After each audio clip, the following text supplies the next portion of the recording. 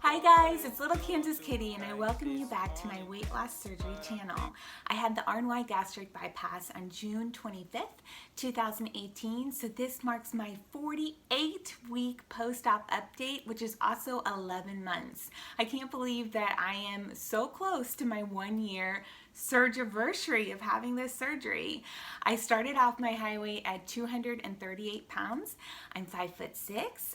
I'm 39 years old and I've been in maintenance. I gave myself a maintenance range of 138 to 145 pounds. So that's between losing 100 to 93 pounds within a 7-pound range. And I hit maintenance 16 weeks ago. So I was 32 weeks post-op when I hit maintenance. Last week I came to you and I weighed 142. The week before that I came to you and I weighed 142. Let's jump on the scale and see what I weighed today.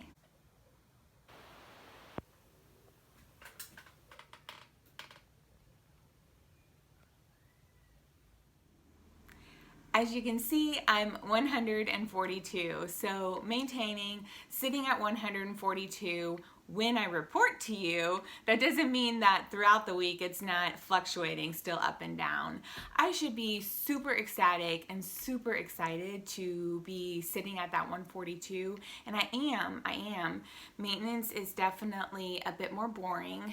When you're losing weight, it's exciting and it's motivating and it inspires you to do really, really good and make really great choices.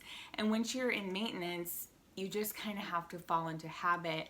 And I struggle, man. I'm here to tell you that before surgery, I struggled with binge eating disorder. And since I still struggle with it. I still have my binges and they're smaller than they were before, but I just make poor food choices often. And it sucks. It sucks. So for those of you that are getting close to this, if you struggle with emotional eating, it's still going to be there. You're going to have a really, really great long period where your weight loss is really going to fuel you and motivate and inspire you to just, keep pressing forward and losing as much weight as you can. But when you hit that maintenance range, it's kind of like, what's next? And you can easily fall back to where you emotionally eat. And so I know that I'm going to struggle with this forever. And I'm going to have to focus on other things that make me feel good. I really, really struggled mentally this week, and it was the week after my marathon. I'm lazy with my working out. I haven't gone to the gym. I got up to run on Monday and I even got dressed. I even drove to the location, started to run. I was meeting some friends later on, a few miles later, and I just barely started and gave up and walked back to my car, and I was like, I just didn't feel it in me. The next day I tried to run by myself. I can't remember what happened. I think it was raining. A lot of rain this week, which also, kind of throws the mood off a little bit because you're not getting that vitamin D. And so it's been cloudy and rainy, and I went out to run and I was slow.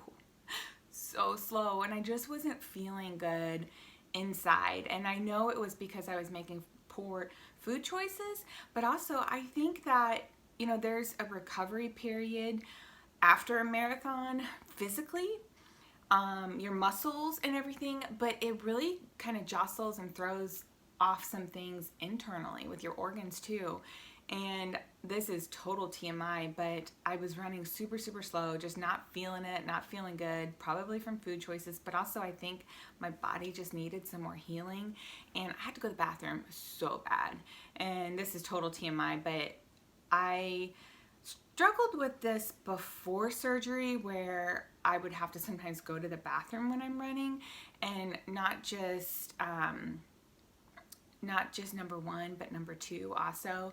And I have noticed now post-surgery a side effect of if I don't make good food choices the day before, And if I haven't gone that morning before my run, which is always my goal, is to go to the restroom before I run, then it can kind of get things moving, and it moves so much faster. And so sometimes I have to go number 2 during my run. Anyway, this particular morning on Tuesday was really slow. I'm talking about 11-ish minute miles, a lot slower than I did my marathon the week before. Had to go to the bathroom, and I went number 2. I just crouched down in the middle of nowhere. It's gross, but when you gotta go, you gotta go. And then I tinkled, and it was bright red, bloody red, and it freaked me out. So then the rest of my run, I was super slow. I was totally freaked out by it. And I stopped at a Quick Trip, a gas station, went to the bathroom, same thing. I filled the toilet with blood red urine. And so I continued running, and I kept feeling that pressure and need to go. Got home, and again, in the bathroom at home, again, I had blood in my urine. Pretty worried about it, because I was like, what the heck is going on with my body? And so the next day I took off running. So here I am, 2 days I've taken off running, and I decided I'd go into the doctor and go get another urine sample test done. And I just started pushing fluids, pushing, cleared myself out. I have not seen that again. I haven't gotten the results back actually from the doctor on the urine test. I did go in and get that done, but they lost my sample. It's a long story, but I need to go back and get another one done just to make sure there's an infection. But what I was told by my runner friends is that your body really needs to rest and recover after a marathon, and even your organs need to. It really beats you up inside, and your muscles and everything. And I had jumped right in after the marathon and taken 2 days off last week, and then jumped in and did an 18-miler on Saturday, and I think it was just too much. And then in combination of me just eating junk and just not feeling good and not having the sunshine, I was feeling really low. And I don't like that feeling. And so it made me do a little reading about it, and I was reminded about dopamine levels. And so, when you're not feeling energetic throughout the day, when you just don't feel like you're concentrating or just not feeling good, sometimes that's a dopamine deficiency. And dopamine is one of the 100 neurotransmitters in the human brain that is often called the motivation molecule. And it provides your drive and your focus and your energy and your feel good, and it makes you, productive. So just some of the examples of low dopamine would be fatigue and apathy, lack of focus, forgetfulness, and just, not feeling really good. Moodiness, difficulty concentrating, insomnia, sugar cravings. Right there, that's me. I'm always craving sugar. And lower motivation. If you have struggles with emotional eating, it makes you kind of fall back into those areas of emotionally eating to feel better. And so I was trying to raise my dopamine levels, I think, by eating more sugary crap, and it's just thrown me into that really bad cycle. And so here are some great ideas and ways that you can boost your dopamine levels. And these are all things that I'm going to be really focusing and working on. Number 1 is eat foods rich in tyrosine. And I did that this morning, and I've been trying to do that. So foods that are rich in tyrosine that your body needs are almonds, bananas, avocados, eggs, beans, fish, and chicken. Snack today includes foods that are rich in tyrosine. So I am having my Premier Protein, but typically I like to throw a big handful of peanuts, or maybe a string cheese, or even a yogurt with it for my snack. And so today, focusing on tyrosine. Fish, a little bit of banana, some egg whites, and some almonds to my Premier Protein this morning. Another way to boost dopamine, and I'm just going to mention 5 of these, is exercise regularly. After I kind of got my rest days out of my system, started feeling better internally, got back to running and trying to do some makeup miles, which, you know, is not smart. But man, that first run back after taking a few days off, I felt amazing. Like that boost and that level in my head when I finished that run. I think I did 9 miles instead of 8 that day with friends, and I just felt really, really good. I really, really needed that. So yeah, exercise is just one of the best things that you can do for your brain. Learning to meditate. Overall health benefits of meditation have been demonstrated through hundreds of research studies. Many of them have shown that meditation increases dopamine, leading to improved focus and concentration. I am not good at that. I am not good.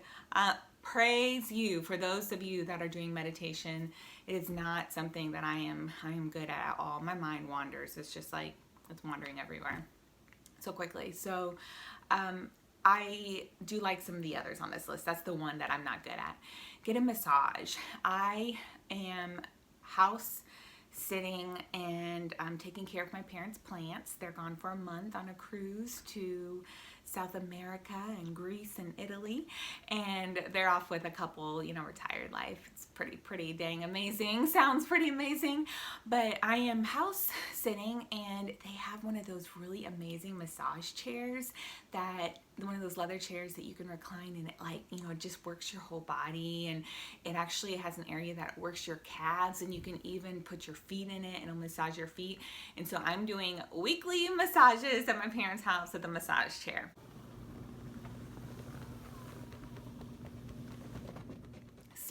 Sleep is so important because it is where your brain increases dopamine naturally, and you just want to make sure that you're getting enough sleep. And I would love to get 8 hours. Not going to be possible with my schedule. I am usually in the 6.5 hour range for sleep per night, and I have been trying really hard to get at least 7. So whether it's 7 hours 15 minutes or 7-ish, that is my goal. I don't want to see 6 hours on my Fitbit in the morning. I want to make sure that I'm trying to get a minimum of 7 hours of sleep a night. I lied. I thought there were five, but there's actually 7. So we're on number 6. Listen to music. It's no surprise that listening to music can increase pleasurable feelings, improve mood, boost energy, and help with focus and concentration. And I did that the other day, and I just put on some like jazz station on my Alexa, and it was kind of like soulful, smooth jazz, and it just like, it really hit my soul, and I've been listening to it ever since, and it just felt good. Naturally, I just felt more elevated and just felt good.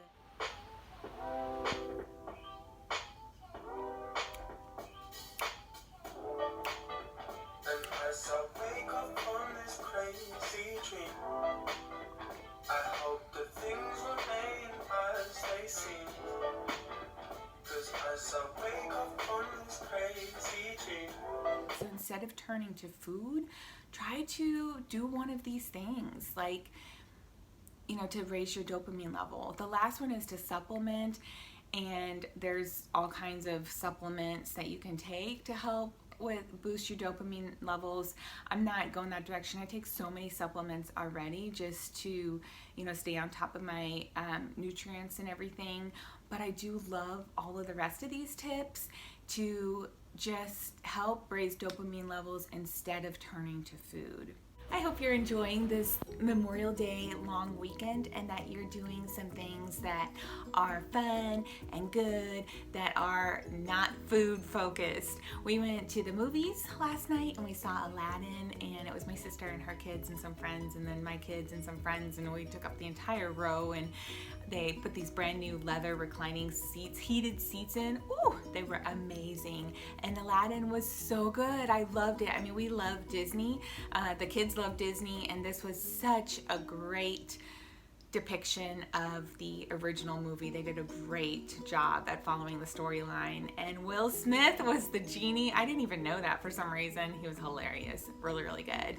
Today we are headed to the pool this afternoon. Memorial Day kicks off pool season, so that's going to be awesome. It's going to be fun, and just enjoying some family time. So I hope you are doing the same. Whatever makes your soul happy, do it.